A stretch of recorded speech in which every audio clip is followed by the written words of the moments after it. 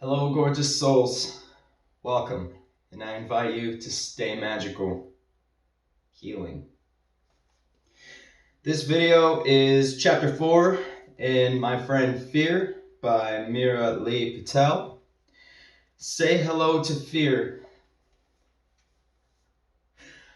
I don't know about you, but I'm feeling a whole lot of fear. And I'm saying hello to it, and I'm feeling it, and I'm going, and I'm doing it anyways, and I'm showing up.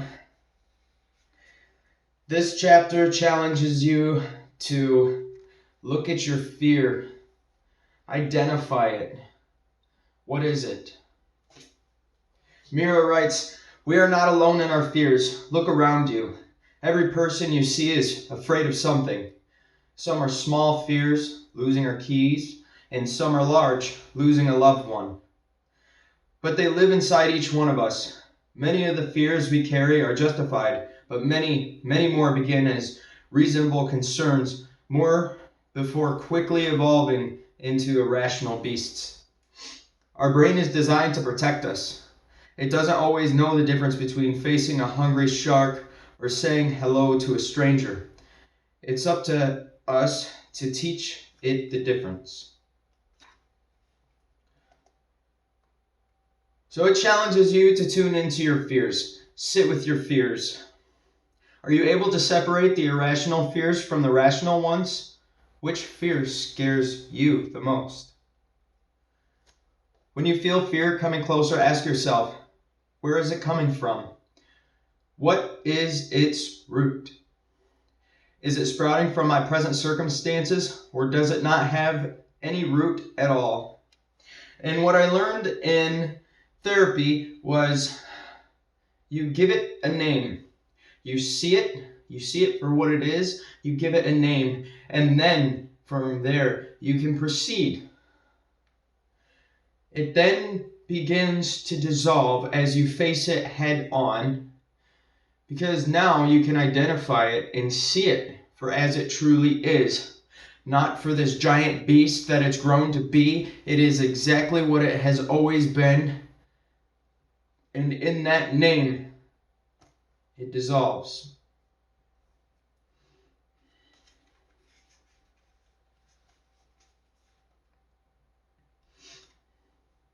Listen to your fear's story. Identify the purpose behind your fear, because it will dissolve. But what was the purpose? There's always been purpose to this. What will you accomplish if you quiet this irrational fear? Irrational fears paralyze us. They prevent us from being present in our daily lives, from honestly connecting with one another, and from becoming and from being who we really are. Change the story that your fear tells you. Instead of focusing on the fantastic but ultimately imaginary pain your fear is saving you from, look at what your irrational fears do to you. They force you to live a small life inside of a box instead of discovering the incredible world waiting for you. Now, this is a really cool page. In the moments of fear, I always come to a familiar crossroad. I can fold and live a little more safely with quietness instead of conflict, or I can go on and try, knowing there is no promise of safety or triumph waiting for me. These two choices stare at me knowingly, because no matter how many times I've come face to face with them, I've always chosen the same one. I choose to keep trying. I choose to keep trying even when I don't want to. I fan the little flame inside me and keep it from going out once more. I didn't want to be here today. I didn't have any inspiration. I was crippled by the fear of the possibility of rejection. The same thing that has held me back my whole life, my fear. But I chose the same thing, to keep trying, to keep showing up.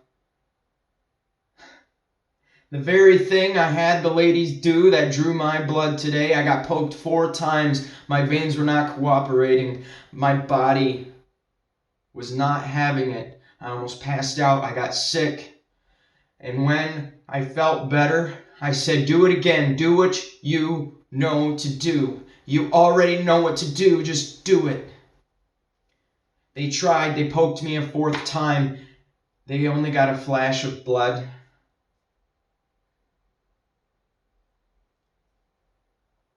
But that was not a failure. They tried. And that showed more about themselves than that little flash of blood that did not fill the vial. They tried. And more so, I allowed them to. I gave them the possibility. So together, we faced the unknown in a big way. Take one by the hand. Find things that scare you. Let them scare you. Do them anyway. I've been saying that. Feel the fear, do it anyway. And I added a little thing last night. Puke later. Feel the fear and do it anyway, because in the unknown, that is where the magic is found. There is no magic in putting yourself in a little box, in your little safe box, and hiding yourself away from the world where they can't see you. Sure, it's safe and sure, it's comfortable, but eventually you're going to outgrow that box and find a very general distaste for what has become. And if you find yourself there now, it's not too late. It's never too late to erase the lines of that box and break free and unfold your wings. It is never too late. You are never too old. It is never too late to break free. If you're afraid of venturing to unfamiliar places, try taking a different route to work. When that becomes easier, make plans to visit a different part of your city. This becomes extra special if it's a place you've always wanted to go, a museum, cafe, or concert, but haven't because you're afraid. If your irrational fears of judgment or discomfort from others, say hello to the person in front of you in line at the coffee shop. Compliment someone you pass on the street. Give others the opportunity to help you lessen your fears. If there's anything I've learned while overcoming this fear myself, it's that people will always surprise you if you let them. God, that is so true. In following my fear and letting go in my journey, what it means for me is letting go of this job, letting go of this idea that I am a healer in this world medically. I have let go and accepted what the lessons told me in completing my schooling. I have let go of my job and put in my 2 weeks notice, and even in that I so carefully orchestrated that I would drop them off late at night in the office so that I would not have to face them. But the universe said, that is not your story. That is not my story. In those moments when I dropped off, I lingered a little too long in the office talking with a familiar manager, expressing what led up to the uncovering. Taking off the sticker and name tag of who I've been. Taking off my cloak. Another came in. One of the letters was for, and I was surprised by a smiling face. She asked, "Are you that bored?" It was a day off. I lied. I said yes. And when I looked her in the eyes, I knew what the universe was asking of me, and I went, shit. I didn't even censor myself. She goes, what? I said, I have something for you.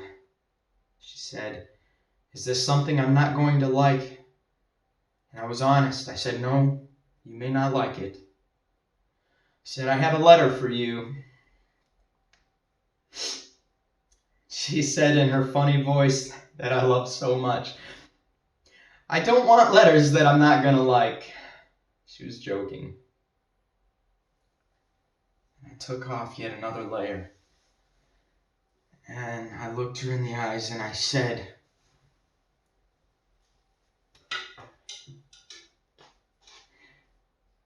it is sincere. And she looked at me and smiled, and she held her arms out to me. She'd never done this before. And I hugged her, and I think she knew.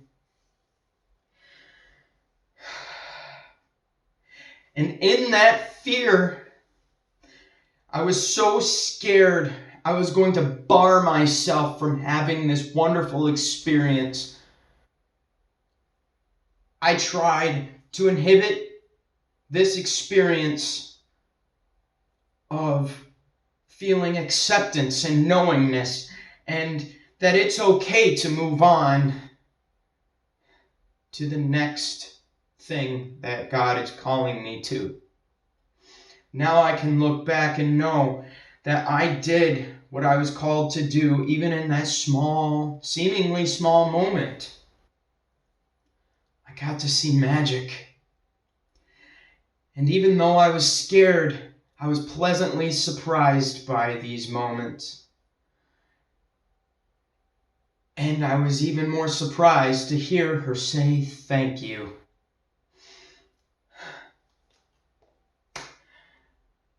In this whole letting go and facing fear, I have been called to move on to a totally different job so that I can still make money pursuing my spiritual path and teaching and healing others.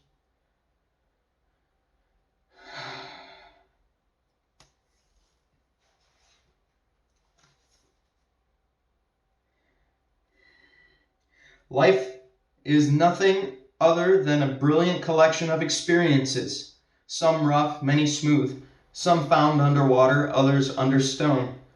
Look for them all. They're yours to take. And even now I'm trembling. Because I can't stand here and talk to you and pretend like I am unafraid.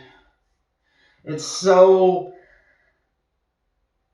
easy, yet so heavy on the spirit to pretend like I have it all together, because I don't. I'm figuring it out with you along the way, and that's why I said in the beginning that we will grow together. Because we were all learning, and I ask you to share your experiences because I am growing too. So I was watching Titanic just before now. I didn't get a chance to finish it because it's time. It's time to move forward in my day. But what I saw was Rose and Jack were faced with many things to incite fear all along their journey, and in a mass panic, they had to either face their fears or be like the others who decided that this is it, this is how it ends, this is how I'm going out, I give up. But Jack and Rose said no, they won't give up on each other, and they won't give up on themselves. And they keep trying, and they keep trying, and they keep trying. And I was brought to tears at how beautiful it really, truly is, to look at a hopeless situation and just keep trying. So, that was a lot. With all that said, look at your fears, sit with them, name them, identify them. Find out which ones have root and which ones don't. So let's all do that. Find out which ones have root and which ones don't. And the ones that don't, let them dissipate. And the ones that do take root, sit with them a while. Find out why they're there. And once you start finding the connections to these things, I believe healing will take place. And, even just small little compliments along the way in your day can really bring about great magic and inspiration, because you give out compliments, they're going to come back to you, and you're going to feel good about yourself. And the better you feel about yourself, the the more healing takes place. Because in this, feeling good about yourself, which is why we do the affirmations, I am open to being happier than ever before. Because we need to feel good on this journey of healing. And the better we feel about ourselves, the better. So let's take a look and find out what's going on. Once we get to the root of these things, we open doors to the unknown. And in the unknown, even though it's scary, we feel the fear and go through that door anyway, and we find magic.